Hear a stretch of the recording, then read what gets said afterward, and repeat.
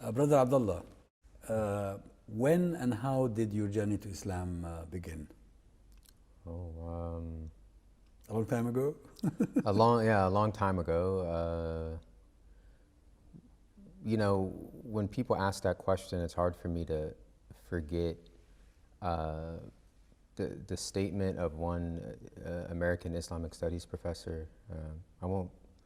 Well, his name's Dr. Sherman Jackson. He had put forth this idea that in the Western world, African Americans, I'm African American, are the only ethnic group that, when they convert to Islam, it's not like a cultural apostasy sort of thing. There's not this like kind of deep-rooted confusion or why do you do it? That's strange, that's weird. Not to the same degree that it might be for other groups of people.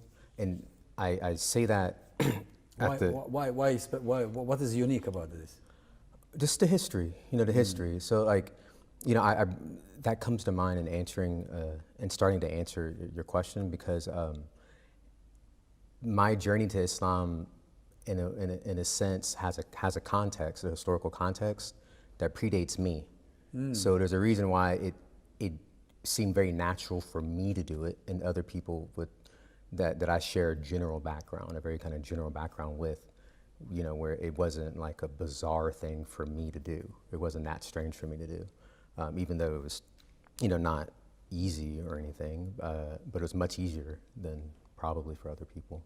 So, many of your guests probably know some general contours of American history, and so that's a context for it. So, I'm 34 years old. I was born in the mid-'80s, and when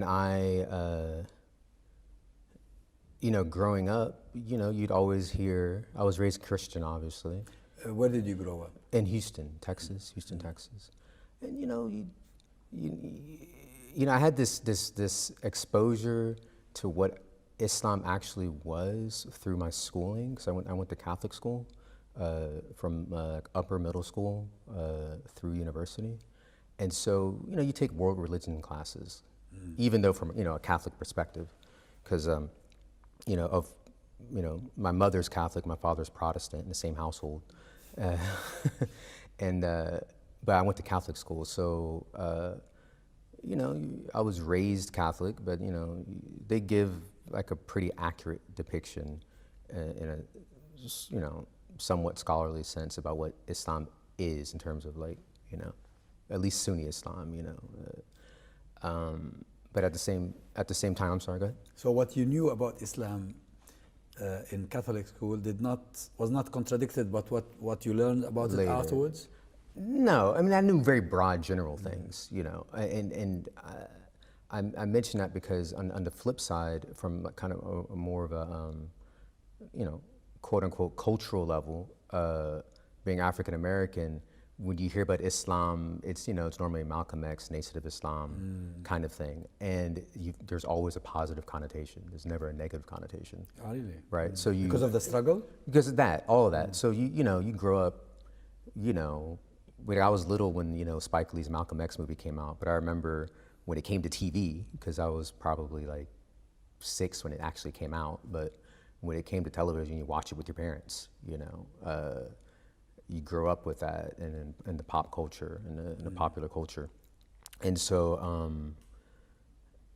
and knowing the general contour of his story, so there's two different things, in the American context. There's the whole kind of Nation of Islam and other kind of like proto-Islamic movements thing, and then you have, actual Islam.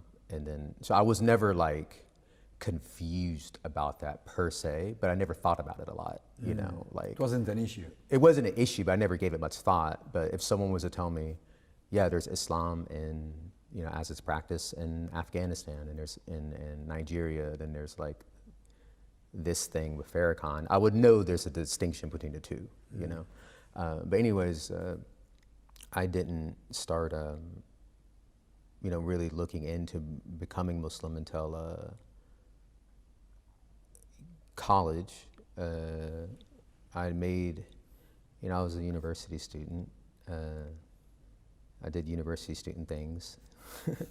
I did high school student things. You know, I had a lot of friends that played music and things like that. So, you know, I was around kind of a lot of, you know, the kind of partying and arts and that kind of thing, kind of all mixed in, you know. And so I remember I think my freshman year, because I was still in the dormitory, my freshman year of college, you know, because I was the kind of person to like read books on like religion, like Eastern religion, even Abrahamic religion, you know, a little about, you know, I would read a little, you know, something here or there. I'm really into like social sciences and things like that. So, you know, I was always kind of intellectually curious in that way and spiritually curious about cultures. My BA is in international relations. So like, again, like, you know, so I remember in my dorm, not to trail off, but in my dorm, after looking into some different religions, I just told myself, when I get serious, I'll just become Muslim. I told myself that at 19 years old, but I didn't actually do it until like 4 years later. But what triggered the interest in religion as a whole? Oh, well, just like the, you know, what I was saying about, you know, what I was exposed to in high school and in college, you know, while that's a certain kind of fun, you get kind of burned out in those things, especially if you have not just spiritual aspirations, but like kind of like a drive to live a more morally like structured and productive life. That was always in me from like a very, very young age. Like the moral aspect and the spiritual aspect. I mean, I have, you know, stories from when I was like 6, like, you know, very kind of, you know, events and stories I never forgot, and but I would, you know, I'm part of the MTV generation, so that doesn't, you know, I mean, I still had those drives in me despite, you know, making bad choices and all that kind of thing. So, after the 4 years, what triggered the conversion? One thing that helped was that in university, I had a boss for a university job. You know, kids have university jobs. So I worked in the audio-visual department. We would rent cameras out, you know. So when students had, you know, like a video project they had to do, you know, we rent them cameras. And so my manager was a Muslim, Sunni Muslim. He was an African-American brother who converted in Saudi. I think he worked in Jeddah, if I remember correctly. And he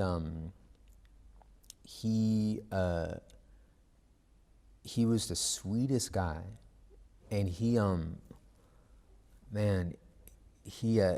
actually converted there. He was a non-Muslim guy working in Jeddah.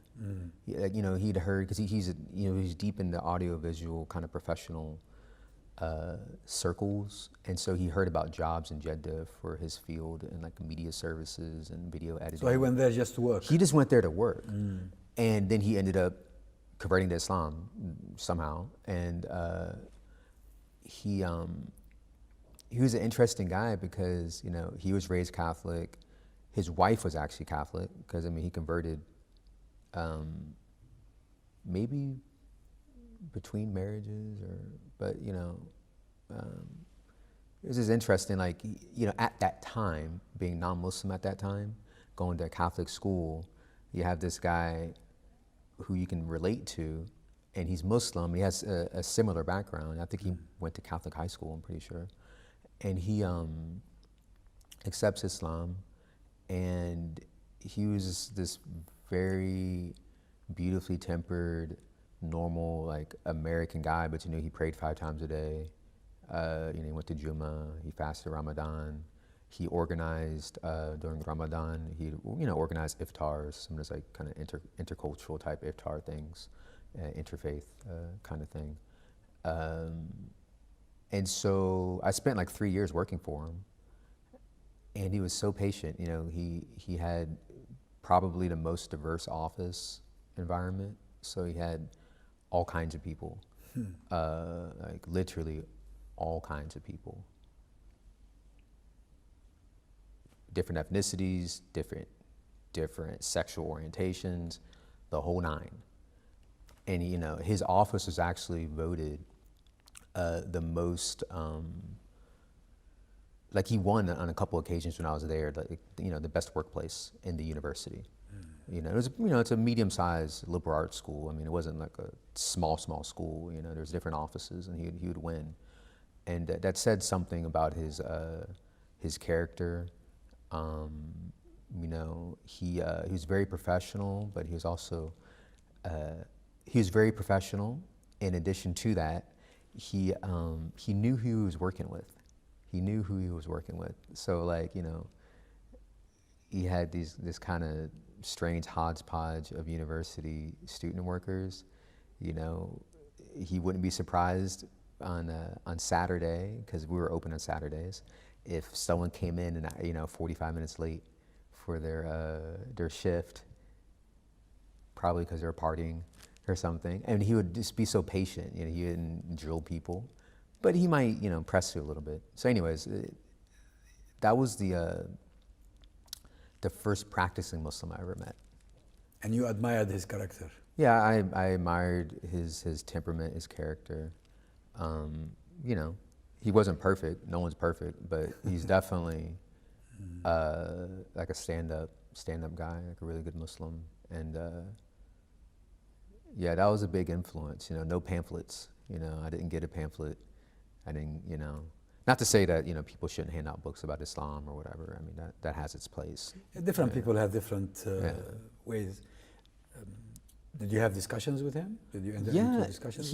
I mean, so he would still talk about Islam. Sometimes people might ask a question. Yeah,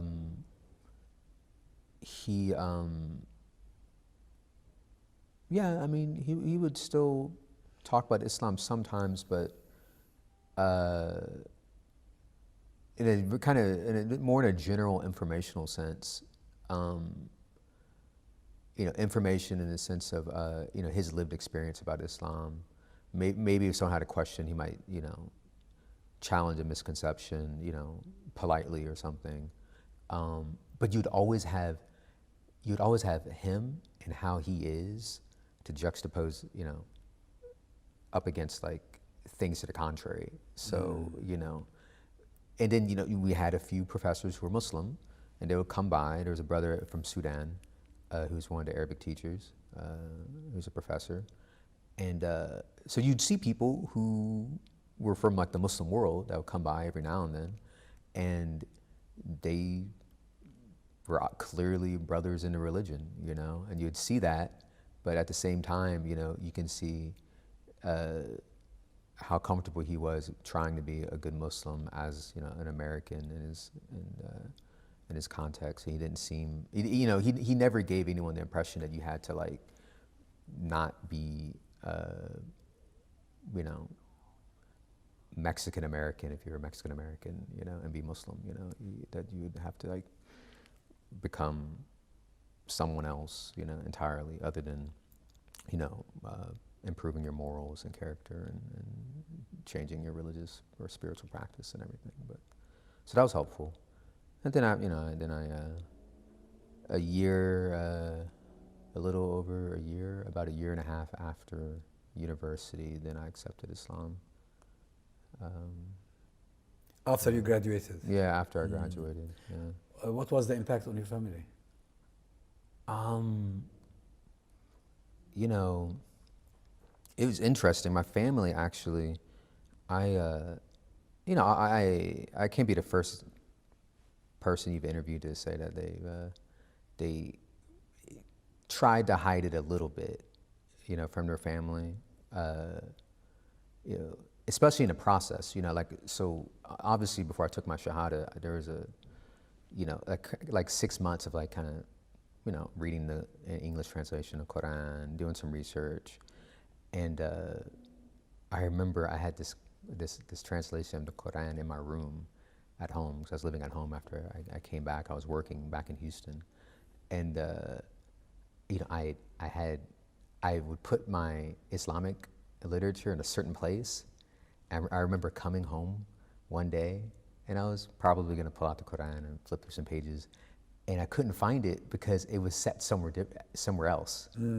Someone moved it. Yeah, and that was a message. That was a message to me that they knew that I was, kind of in this, looking at Islam in a serious way, because otherwise people would have the common courtesy or a sense of shame, in the sense of digging through someone's stuff to put it back. Were they in any way hostile? At first, there was some like a minor level of hostility, like resentment. I wouldn't say hostility. Like no one was like sneaking pork in my beans or anything, but or kicking me out.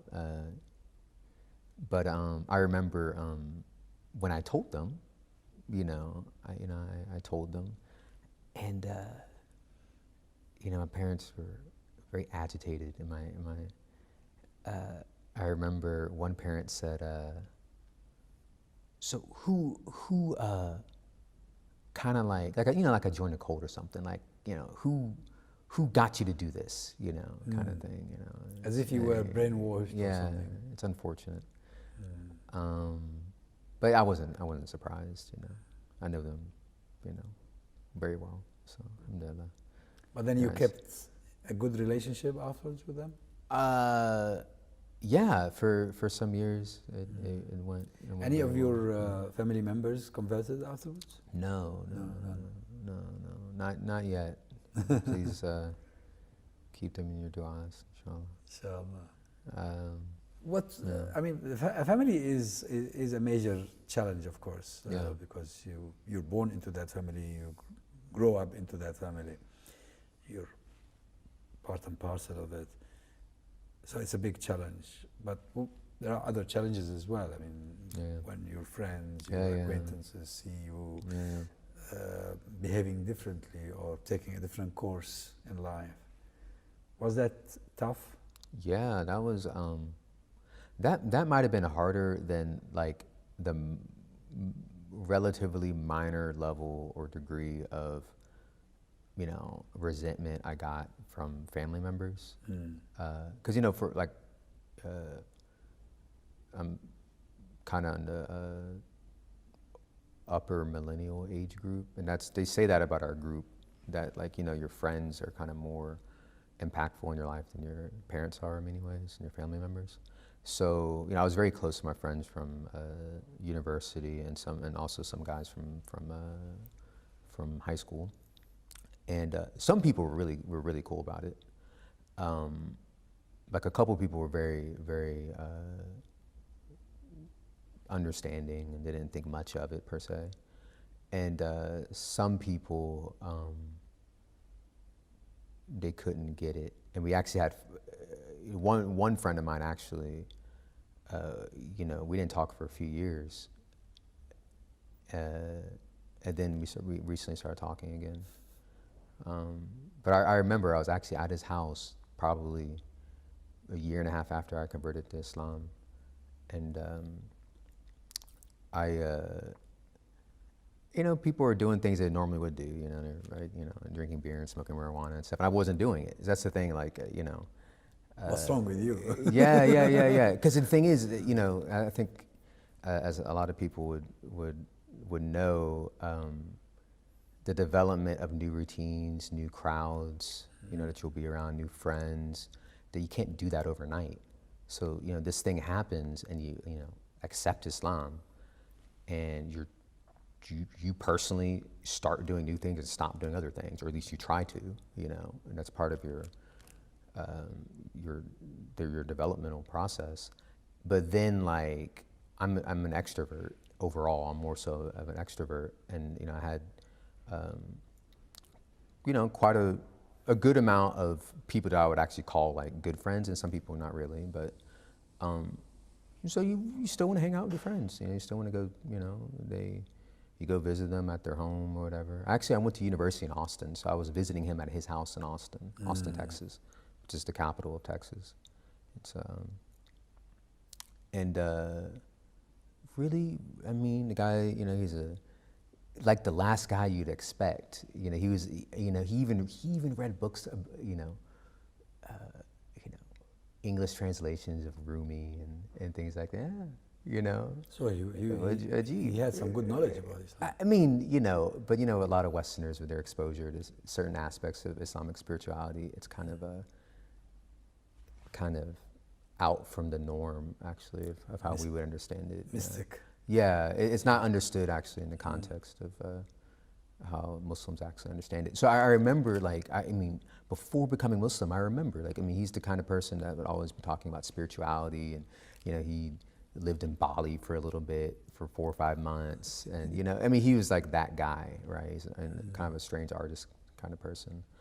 And I was at his house, and people were doing those things, and you know, he said, "Hey, you know, you want a beer on, or you want to smoke this or that?" No, I'm good, man. And he goes, what? And I go, and he's like, "How long has it been?" Because he knew I was Muslim. He's like, "How long has it been since you've done any of this kind of stuff?" I was like, "Oh, like 1.5 years," because I've been Muslim 1.5 years. Mm-hmm. So like I'd stopped all that probably a few, you know, I was, you know, from the point of my shahada, I didn't do any of that stuff. And so I told him like 1.5 years, and he said, you know, BS. That's what he said. You know, he said, not true. You know, he said, he swore. He thought it. Yeah, he said that word, and he said, you know, he said, "You're lying." You know, like. Oh, he didn't. Yeah, believe you. that he didn't believe me. Huh. Yeah, it's strange. I know it's kind of a weird tangent, but he didn't expect you. He didn't expect it. Yeah. Transition. So it would have been fine. That's an interesting thing also about, I don't know, some people, I guess, I don't know if it's like an American thing or a Western thing, when some people are fine with you making that spiritual decision, but your behaviors need to remain the same, you know? Yeah, that's the thing about Islam. You see, even, I mean, you already know this, but when a person enters into Islam, it's a whole life. Yeah. And I interviewed some of the brothers and the sisters who converted to Islam, and actually many of them lost their friends. Yeah. Because friendship before Islam was about a certain lifestyle. Right. And then after conversion, it's a completely different lifestyle. They cannot coexist with it. Right. Yeah. And the friends that I made after becoming Muslim, I mean, it's compensating. Oh, more than, more than. Now you're now in Turkey. Have you visited other places in the Muslim world? No, not yet. Turkey was the first Muslim country that I've ever traveled to. How long have you been here? Over 3 years. 3 years. 3 years. Yeah. You like it here? Love it. It's. What do you do here? I'm a student, so I was in a program. There's a lot of Westerners that are living on the Asian side of Istanbul, affiliated with a program that focuses on Islamic spirituality. There's a teacher who had been teaching Tezkiah and things. Oh, you come and join him? Yeah, his program. MashaAllah. So a lot of Canadians, Americans, South Africans, and so I came originally. My family and I came originally to be part of that program, and now I'm making preparations, inshallah, to do like a theology faculty, Islamic theology faculty, and go from there, inshallah. Now you're married and you have children. Is life easier here than it would have been in the States for you as a family? As a Muslim family, yes, yeah. It's my wife and I, respectively, we feel almost guilty at times for like being here, and because most of our Muslim friends are back there, and it's just not it's a much better environment here. Our kids, all parents, inshallah, are very concerned about their kids and upbringing, but since we're both converts, we really want to instill in our kids like a very, as much of a profound reverence for Islam as we can, and not just reverence, but also like feeling at home being Muslim. And you know, it's something we've seen back home. Some people convert, and that doesn't necessarily mean, and they're very active, you know, they might be very involved. Their masjid might be mostly converts. We actually, you know, a couple masajid that we're members of from back in Texas are largely convert masajid, or at least heavily populated by converts. And but that doesn't mean that the kids, and we've seen it, we've seen this. You know, I've seen families, you know, maybe the parents converted in the 70s,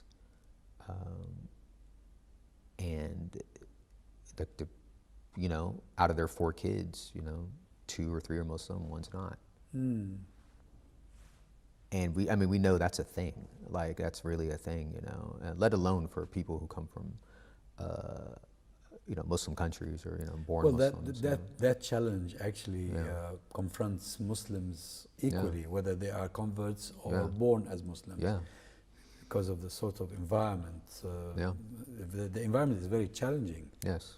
Yeah, very much. You know, the strange thing about Istanbul is that, in Turkey generally, is that it has many of the same negative things that you'd find in the West, but it has the positive things. It has the positive things, and you can choose. You can choose. In America, the choice is a lot harder because it's just a flood of all the bad things. You know, it's very limited. You know, the quote unquote Islamic choices are quite limited, but they're there, and the people that are involved in them are very beautiful people, and they're very, I mean, but the environment is just, it's like climbing a mountain compared to here, you know. Brother Abdullah, it's been really a great pleasure talking to you. It's Many been thanks for giving you. us the opportunity to talk to you. Barakallahu fikum. Jazakallah khair. Wa yakum.